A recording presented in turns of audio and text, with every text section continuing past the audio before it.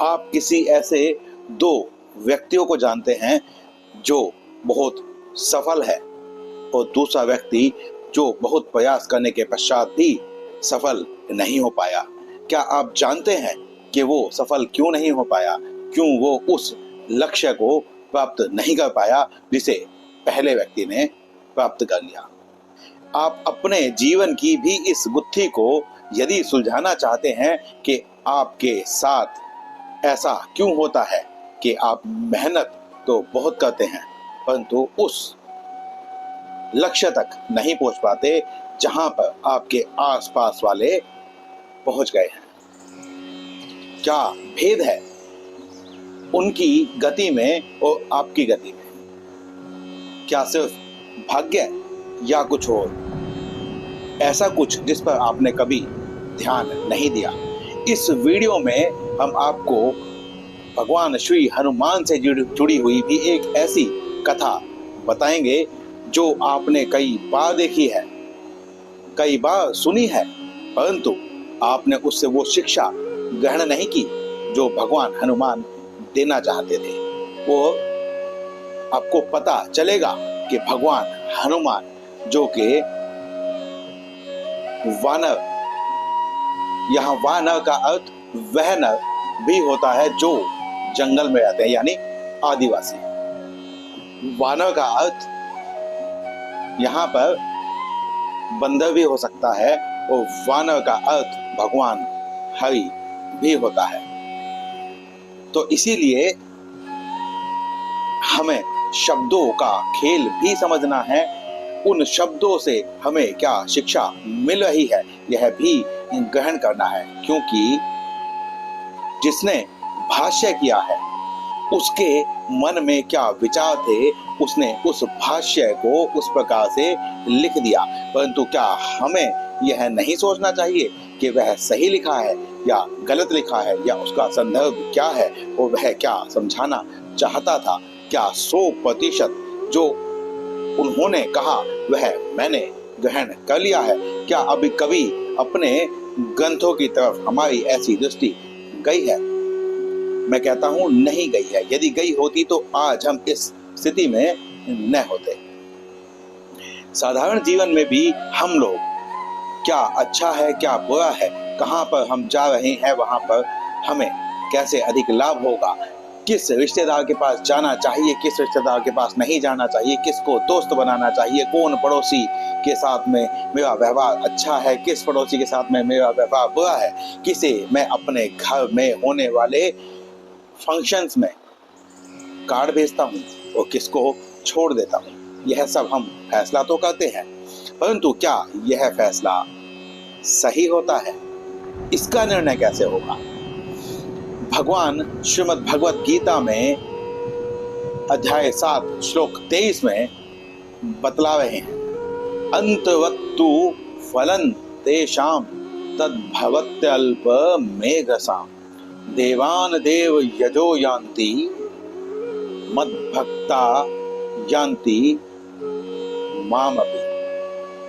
भगवान यहाँ क्या कह रहे हैं, पहले इसे साधारण भाव में समझ लेते हैं, उसके पश्चात हम इस श्लोक को इस प्रकार से समझेंगे कि हमारे दैनिक जीवन में यह क्या शिक्षा दे रहा है। हम सफल और असफल क्यों होते हैं? हमारी मेहनत में कमी है या हमारा भाग्य इसका जिम्मेदार है? तो यहाँ भगवान कहते हैं अंतवत्तु, अंतवत का अर्थ होता है नाशवान, तू का अर्थ है लेकिन, फलन तेषाम वो फल जो नाशवान है वह प्राप्त होते हैं, तद्भवत्य अल्प मेघसाम, अर्थात यहाँ पर उसको वह नाशवान फल प्राप्त होते हैं जो अल्प बुद्धि वाला है। अब यहाँ इतना सा कह देने पर से क्या बात बन जाती है कि यह मूर्ख है तो इसलिए ऐसा नहीं मिला? तो इसमें प्रॉब्लम तो हमें दिखाई दे गई, परंतु उसका हल, सॉल्यूशन हमें नहीं प्राप्त हुआ। अगली पंक्ति में भगवान कहते हैं देवान यज्जो यान्ति, जो देवताओं को पूजता है वह उन्हें प्राप्त होता है या उनके द्वारा जो मिलने वाले फल हैं उसे प्राप्त करता है। और भगवान ने पहले ही शब्द में कहा कि अंतवंत, अर्थात वह जो फल है वह फल नाशवान है। अर्थात आपने जीवन में कुछ भी चाहा वह आपको मिल गया, परंतु वह आपके जीवन में अधिक समय तक रुकेगा नहीं, चला जाएगा। साधारण उदाहरण से समझें तो यदि आपने डॉक्टरेट की डिग्री प्राप्त कर ली है, आप डॉक्टर हो गए हैं, आप आईपीएस ऑफिसर हो गए हैं, आप आर्मी में हो गए हैं, वह डिग्री आपके साथ रहेगी तो जीवन भर, परंतु काम तब तक ही करेगी जब तक उस काम से आप रिटायर नहीं हो गए। उसके बाद आपके नाम के सामने, उस डिग्री के सामने पूर्व लग जाएगा, एक्स लग जाएगा।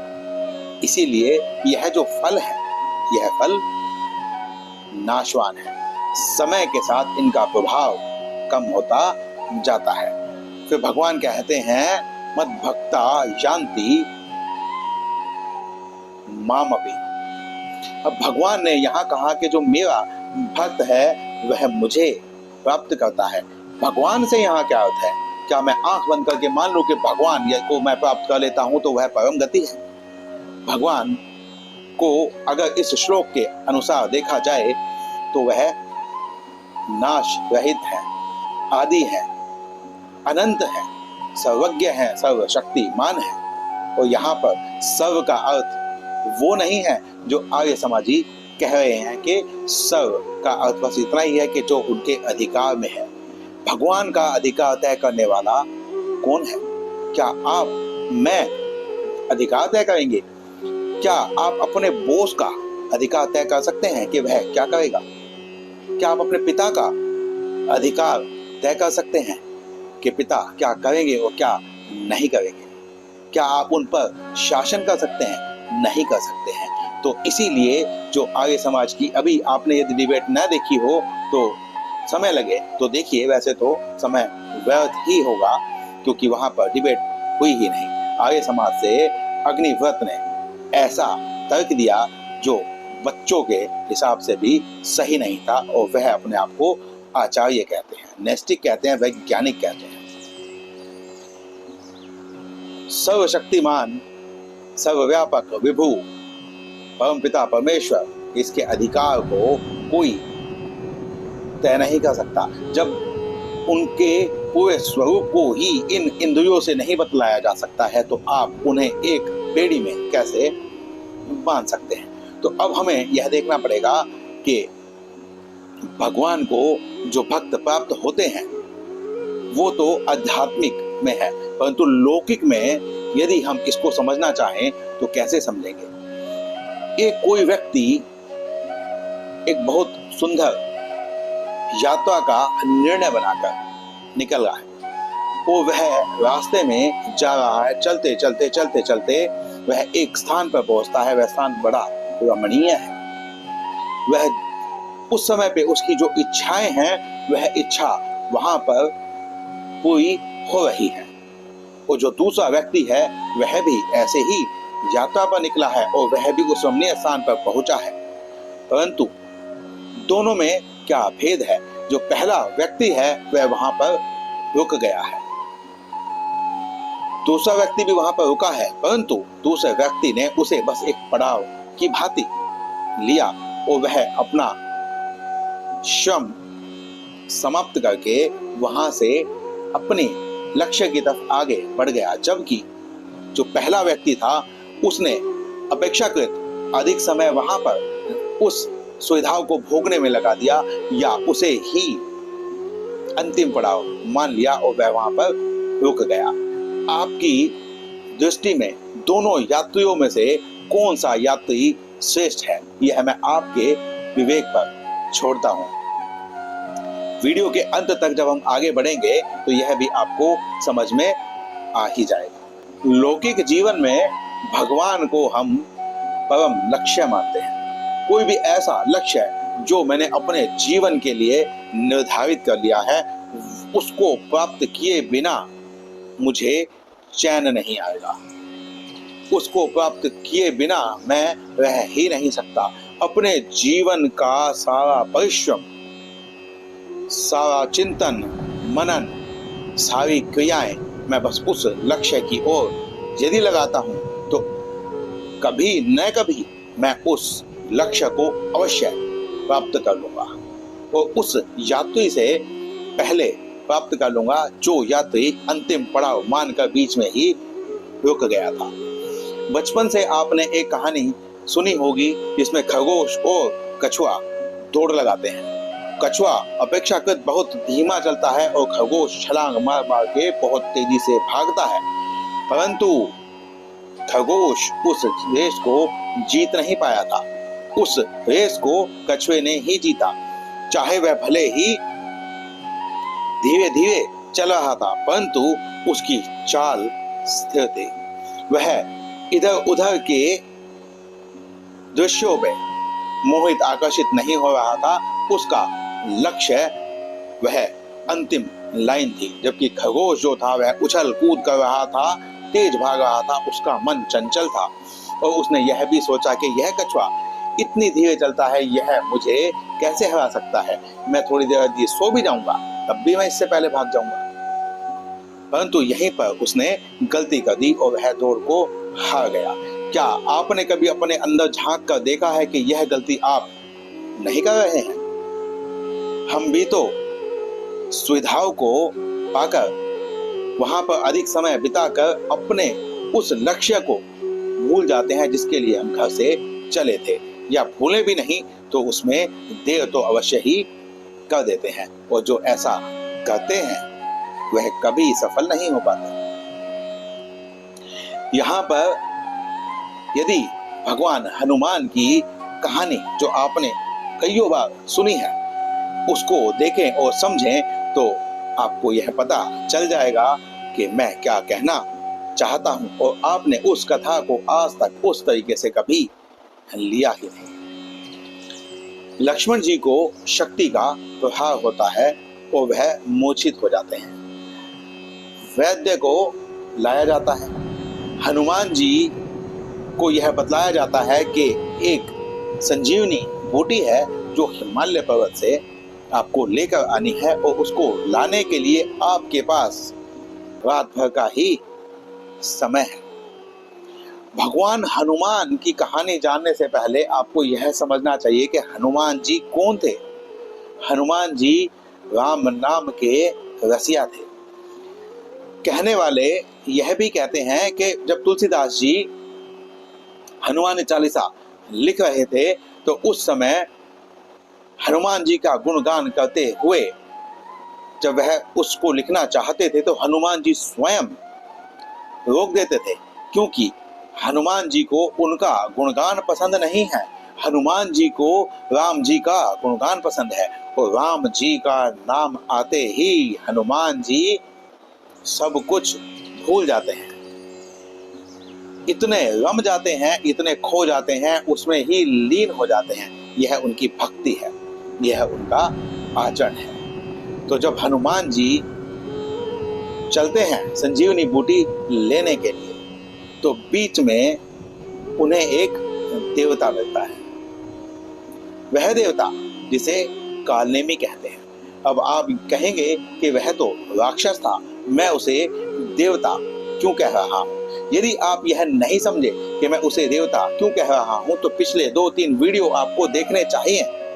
आपको देवता की परिभाषा को समझना चाहिए। जो देवता है उसकी कार्य क्षमता, उसके अधिकार सीमित हैं। वह जो भी फल हमें देता है वह नाशवान होते हैं। यहाँ भगवान उनकी भक्ति करने को गलत नहीं बतला रहे हैं। यदि गलत बतलाते तो भगवान पिछले ही श्लोक में यह क्यों कहते कि जिस देवता पर तुम्हारी श्रद्धा होती है उसमें तुम्हारी श्रद्धा को स्थिर करने का कार्य भी मैं ही करता हूँ, और वह जो फल है वह उस देवता के माध्यम से मैं तुम्हें देता हूँ। अब यहाँ पर एक प्रश्न खड़ा हो जाता है कि यदि भगवान ही उस फल को दे रहे हैं तो फिर वह फल नाशवान कैसे हो जाता है, जबकि भगवान जो फल देते हैं वह तो अविनाशी होना चाहिए, क्योंकि भगवान तो स्वयं अविनाशी हैं और देवता जो हैं वह नाशवान किस प्रकार से हैं। इस गुत्थी का उत्तर भी हमें भगवत गीता के 3रे अध्याय में मिलता है, जहां भगवान मनुष्य का यह कर्तव्य बतलाते हैं कि जो मनुष्य भगवान को, देवताओं को उनका भाग अर्पण किए बिना खाता है वह चोर है। जो मनुष्य अपने कर्तव्य कर्म करता है, देवताओं को उनका भोग अर्पित करता है, वह देवताओं को पुष्ट करता है, अर्थात देवताओं को शक्ति प्रदान करता है। और देवताओं को जब शक्ति मिलती है तो वह देवता वर्षा करते हैं, उस वर्षा से ही अन्न का उत्पादन होता है, उस अन्न से ही जीव उत्पन्न होते हैं।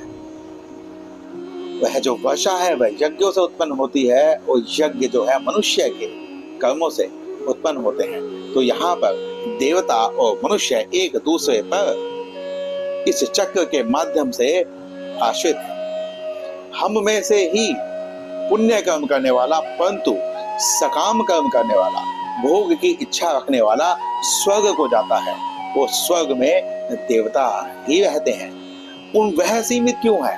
क्योंकि हमारे शास्त्र ही कहते हैं कि जो व्यक्ति स्वर्ग में गया है वहां पर अपने पुण्यों को भोगता है और जैसे ही भोगते भोगते उसके जो पुण्य हैं वो क्षीण हो जाते हैं, तो वह फिर से निचले लोकों में गिर जाता है। अब हम आते हैं उस प्रश्न पर कि देवता जो वर देते हैं वह भगवान की शक्ति से ही देते हैं। भगवान ने पिछले श्लोक में कहा कि उस श्रद्धा को सिर्फ भी मैं करता हूँ और उस फल को भी उस देवता के माध्यम से मैं ही देता हूँ। फिर वह अविनाशी फल इधर आते आते नाशवान कैसे हो जाता है?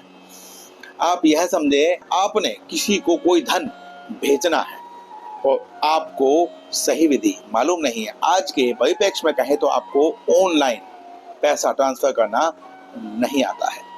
जब आप किसी कमीशन एजेंट के पास जाते हैं वो पैसे को अपने किसी निकट संबंधी के पास भेजने जाते हैं, तो वह व्यक्ति उस पैसे को भेजता है, परंतु आपसे उसके लिए कुछ पैसा चार्ज कर लेता है। तो उस जो फल यहाँ से चला था वह पैसा कट गया है, कम हो गया है। कभी आप यह कहें कि हम 100 रुपए भेज रहे थे और 100 ही भेजे थे, परंतु हमने 10 रुपए उसको अलग से दे दिए, तो आपकी जेब से 110 चले गए हैं, परंतु सामने वाले को 100 ही मिले हैं। तो इस प्रकार से जो देवताओं का दिया हुआ फल होता है वह नाशवान बन जाता है। क्यों बनता है?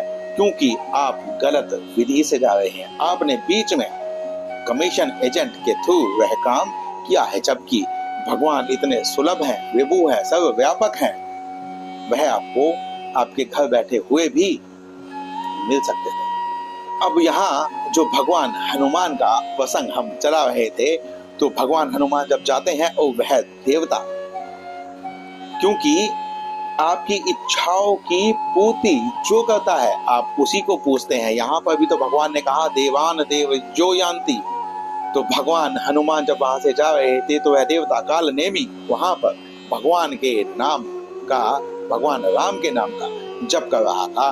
और ऐसा हो ही नहीं सकता कि जहां पर भगवान राम के नाम का जप हो वहां पर हनुमान जी न हो। हनुमान जी देखते हैं कि राम नाम की बड़ी मधुर ध्वनि उत्पन्न हो रही है। भगवान हनुमान को कोई श्रम नहीं था, वो थक नहीं गए थे, परंतु उन्होंने सोचा कि मैं अपनी गति बढ़ा के बाद में वह काम कर लूंगा और मुझे अभी राम नाम का रस पान कर लेना चाहिए। और वह वहां पर आकर राम नाम के रस पान को करने लगे। परंतु ज्ञानी नाम अग्रगण्य, हनुमान जी को मूर्ख बनाना इतना आसान नहीं है। जब वह काल ने भी भगवान राम के गुणगान की कथा कर रहा था तो उसने कहा कि रावण और राम का भारी समर अर्थात युद्ध हो रहा है। तो भगवान हनुमान समझ गए कि यह जो अनुयायी है यह राम का अनुयायी तो हो नहीं सकता, क्योंकि इसने पहले रावण का नाम लिया है। जो जिसका अनुयायी होता है वह उसी का नाम पहले लेता है। भगवान हनुमान समझ गए कि यह देवता है, और यह जो देवता है यह मुझे जो भी फल देगा, यह जो भी राम नाम का रसपान कराएगा वह सीमित होगा, इसमें खोट है। जबकि मैं तो भगवान राम के नाम में खोट को किस प्रकार से बर्दाश्त कर सकता हूं। भगवान हनुमान ने उस काल नेमी को मार दिया। उसके पश्चात हनुमान जी वहां से चले, संजीवनी बूटी उस पर्वत से प्राप्त की। उस पर्वत के कुछ भूभाग को लेकर हनुमान जी वापस चले। बीच में फिर उन्हें एक देवता मिले जिन्हें हम भरत जी के नाम से जानते हैं, परम भागवत। वो जो परम भागवत थे, जब उन्होंने हनुमान जी को रोका, भगवान हनुमान भरत जी के बाण से मूर्छित क्यों हुए थे, नीचे क्यों गिर पड़े थे? क्योंकि अयोध्या जो भगवान राम की जन्मभूमि है, जिसके लिए भगवान राम ने कहा कि जननी जन्मभूमि स्वर्गादपि गरीयसे, कि जो जननी जन्मभूमि है वह स्वर्ग से भी सुंदर है। जब भगवान राम अपनी जन्मभूमि का इतना सम्मान करते हैं, वो भरत से प्रिय कोई उनका भाई नहीं है, तो भगवान हनुमान जब वहां से गुजरेंगे तो क्या वह अयोध्या जी की धोख नहीं लगाएंगे? क्या वह भरत जी से मिलकर नहीं जाएंगे? अगर वह ऐसे ही चले जाते तो क्या यह सही होता? इसीलिए भरत जी ने उन्हें बाण मारा। परम भागवत भरत जी के हनुमान जी को दर्शन हुए, अपना युद्ध का सारा वृतांत भरत जी को बतलाया। फिर भरत जी ने कहा कि मैं अपने बाण पर चढ़ाकर तुमको भगवान राम के निकट भेज दूंगा तीव्र गति से। हनुमान जी से तीव्र गति तो किसी की है नहीं। तो हनुमान जी ने कहा कि नहीं, आप भी, आपका जो बाण है वह मुझे भगवान राम तक पहुंचाएगा, और मैं भी उस गति से भगवान राम तक पहुंच सकता हूं। मैं भी भगवान राम का बाण हूं, तो बाण पर बाण कभी नहीं चढ़ता है। इसलिए भगवान हनुमान ने भरत जी को मना कर दिया कि मैं आपके बाण पर नहीं बैठूंगा।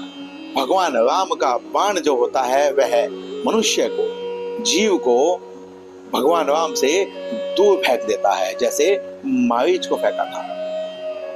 बात वो है कि वह घूमकर बाद में भगवान की गति को प्राप्त कर गया, परंतु उसमें समय अधिक लगा। जबकि भरत जी का जो बाण है वह मनुष्य को भगवान राम तक सबसे शीघ्रता से पहुंचा सकता है। यह भगवान हनुमान ने भरत जी के बाण की महिमा को जान लिया। इसके पश्चात भगवान हनुमान ने वहां से विदा ली, और वह भगवान श्री राम के पास उस जड़ी बूटी को, संजीवनी बूटी को पर्वत समेत लेकर पहुंचे। वैद्य ने उस जड़ी बूटी को लिया और भगवान लक्ष्मण के मुख में डाला। भगवान लक्ष्मण की मूछा टूट गई और यह काम सफल हो गया। अब मैं आपसे एक प्रश्न पूछता हूं कि यदि भगवान हनुमान उस कालनेमी देवता के पास ही रुक जाते, क्योंकि राम नाम का वहां पर कीर्तन हो रहा था, भगवान हनुमान को राम नाम के अतिरिक्त किसी और चीज की लालसा ही नहीं है। लालसा पूरी होने पर भी हनुमान जी वहां पर नहीं रुके। तो यहाँ क्या हमें भी उन देवताओं को मानना चाहिए? ऐसा नहीं है। वहां पर क्योंकि वह राक्षस था, भगवान हनुमान जानते थे कि यह इस कार्य में बाधा उत्पन्न करने आया है। वह अज्ञानी नाम अग्रगण्यम है, परंतु हम ज्ञानी नाम अग्रगण्यम नहीं है, हम तो ज्ञानी भी नहीं है। तो इसीलिए हमें बस यह देखना चाहिए कि जब हम किसी एक लक्ष्य की तरफ बढ़ रहे हैं, जो लक्ष्य बहुत ही उत्तम है, मेरे जीवन का, संपूर्ण जीवन का सार वह है कि उसको प्राप्त यदि मैंने नहीं किया तो मेरा जीवन समाप्त, असफल हो जाएगा। बीच में आने वाली सुविधाओं को, बीच में आने वाले आराम को, बीच में आने वाली बाधाओं को हमें पार करना है। यदि वह बाधा है तो उसका नाश करना है, और यदि वह सुविधा है तो उसका त्याग करना है। राग और द्वेष दोनों का त्याग करना पड़ेगा, तब ही हम उस परम लक्ष्य तक पहुंच पाएंगे, उस परम गति तक पहुंच पाएंगे। तो यह जो श्लोक है यह हमें समझा रहा है कि यदि हमें अपने जीवन में सफल होना है तो हमें किस प्रकार का आचरण करना चाहिए, हमें किसको देखना चाहिए, किसके जीवन में आई हुई घटनाएं, जैसे यहाँ हमने भगवान हनुमान की घटना के बारे में आपको बतलाया, तो वहां पर उन्होंने किस प्रकार से निर्णय लिया, हमें भी उस प्रकार से ही निर्णय लेना चाहिए। हमने आपको कछुए और खरगोश की कथा भी बतलाई, हमने आपको वो सब बातें बतलाई जो आप पहले से ही जानते हैं, परंतु आप उस पर ध्यान नहीं दे रहे हैं। सबसे बड़ी समस्या यही होती है। अभी एक घटना हुई है, मैं आपको उसका जिक्र कर देता हूं क्योंकि संदर्भ चल रहा है। एक रोड पर गाड़ी जा रही थी जहां पर 120 की स्पीड पर गाड़ी चलाई जाती है, तो 100 तो कम से कम चलेगी ही। वहां पर एक रास्ता था जो मुड़ने के लिए था, परंतु वह रोड बंद था। कोई व्यक्ति उससे आगे निकल गया और उसने सोचा कि थोड़ा सा बैक करके मैं यहाँ से निकल सकता हूँ या मैं इसे देख लेता हूँ। उसने वहां पे उस गाड़ी को खड़ा कर दिया। पीछे से जो आ रही थी गाड़ी, उसने उसको टक्कर मारी और वह पूरा परिवार समाप्त हो गया। यह घटना अभी ताजी है, आपने न्यूज चैनल्स में देखा होगा। तो इसका क्या अर्थ हुआ कि वह व्यक्ति जो वहां पर रुका था, क्या वह ट्रैफिक नियम नहीं जानता था, या वह व्यक्ति जो गाड़ी चलाकर आ रहा था क्या वह ट्रैफिक नियम नहीं जानता था, क्या उसे गाड़ी चलानी नहीं आती थी, परंतु उसने अपना ध्यान थोड़ा सा भटकाया, सामने से नजर हल्की सी हटी और यह दुर्घटना घट गई। हमें भी अपने जीवन में जब हम किसी यात्रा पर आगे बढ़ रहे होते हैं तो हमें अपना पूरा ध्यान वहीं पर ही लगाना चाहिए। जैसे घोड़े को इधर कुछ कवर कर दिया जाता है जिससे वह घोड़ा इधर उधर न देख सके। यदि उसको ऐसे ना लगाया जाए तो वह घोड़ा कभी आपको आपके गंतव्य स्थान पर नहीं पहुंचाएगा। तो एक घोड़े वाला भी जानता है कि घोड़े को किस प्रकार से गंतव्य स्थान पर पहुंचाया जा सकता है। तो क्या हम नहीं जानते हैं कि जिस लक्ष्य को मैं प्राप्त करना चाहता हूं उसको किस प्रकार से प्राप्त किया जाएगा? बस जानते हम सब हैं, परंतु वह ज्ञान हमारे आचरण में नहीं आ रहा है। तो यही सबसे बड़ी विपत्ति है, और यह विपत्ति किसी और ने खड़ी नहीं की है, यह विपत्ति स्वयं हमने अपने लिए खड़ी की है। क्योंकि यदि यह कहें कि जिसको डॉक्टर बनना होगा तो वह डॉक्टर बन ही जाएगा, तो फिर वह परिश्रम करना छोड़ दे और डॉक्टर बनकर दिखाए। भाग्य यदि होता तो फिर वह भाग्य तो वह करवा ही लेगा। तो आपको मेहनत करने की क्या आवश्यकता है? भाग्य को आप बनाते हैं, आप स्वयं के भाग्य निर्माता हैं। आपके प्रारब्ध अनुसार आपके साथ क्या होना है यह तो तय है। आपके जीवन में कौन सी घटना घटनी है, आप उस समय कहां पर होंगे यह तो तय है, परंतु वहां पर आप क्या करेंगे, क्या निर्णय लेंगे, इसके लिए आप स्वतंत्र हैं। करते तो हम अपने मन का ही हैं, परंतु दोष हम भगवान को देते हैं। या नास्तिक यदि आप हैं तो आपके साथ जो भी घट रहा है उसके लिए आप स्वयं को दोषी न मानकर अपने आसपास के लोगों को उसका दोषी मानते हैं कि यदि यह मेरे साथ ऐसा नहीं करता, यह उस समय पे मेरी सहायता कर देता, यह उस समय पे मुझे यह सुविधा उपलब्ध करा देता, तो आज मैं इस स्थिति में न होता। परंतु क्या कोई एग्रीमेंट हुआ था कि वह व्यक्ति आपकी सुविधाओं का ख्याल रखेगा, आपकी इच्छाओं की पूर्ति करेगा? ऐसा नहीं है। स्वयं के मरे ही स्वर्ग मिल सकता है, स्वयं के कर्मों से ही मोक्ष को पाया जा सकता है, स्वयं के कर्मों से ही शांति को पाया जा सकता है। अपने मन को शांत करके ही आप सुख पूर्वक, जिसे सतचित्त आनंद की अवस्था कहा जा सकता है, प्राप्त कर सकते हैं। किसी और के मन को शांत करने से यदि आपका मन शांत नहीं हो रहा है तो आप चाहे जितना भी बड़ा पुण्य का काम कर लें, आपको शांति नहीं मिलेगी। मिलते हैं किसी अगले वीडियो में, श्लोक में। शिव सीताराम।